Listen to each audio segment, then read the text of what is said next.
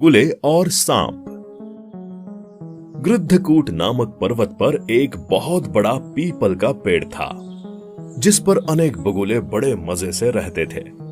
लेकिन कुछ ही दिनों में एक भयानक सांप ने पेड़ के पास अपना बिल बना लिया और उसी दिन से वो पेड़ पर चढ़कर और बगुलों के बच्चों को हर दिन खाने लगा।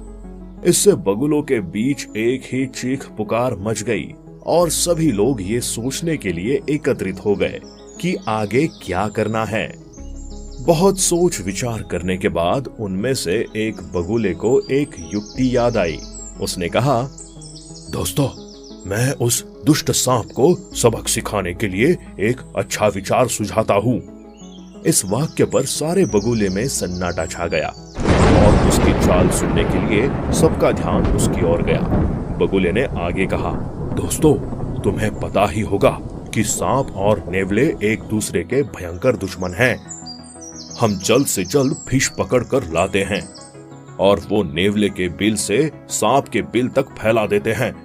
वो फिश खाते खाते नेवला सांप के बिल तक आएगा और सांप को देखते ही उसे खा जाएगा।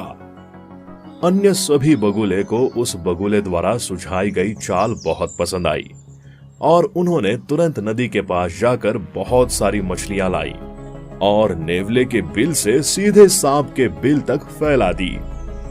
उनके अंदाज के अनुसार कुछ ही देर में नेवले ने रास्ते में बिछाई हुई मछली खा ली और वो सीधे सांप के बिल तक पहुंच गया और उसी समय सांप देखकर उसे तुरंत अपनी दुश्मनी याद आई और नेवले ने सांप को पकड़कर मार डाला। पेड़ पर बैठे सभी बगुले इस प्रकार को देखकर बहुत खुश हुए, लेकिन उनकी खुशी एक पल की ही थी, क्योंकि उसी समय नेवले ने पेड़ पर सभी बगुलों के बच्चों के रोने की आवाज सुनी और वो जल्दी से पेड़ पर चढ़ गया और उन्हें गुले और सांप। गृद्धकूट नामक पर्वत पर एक बहुत बड़ा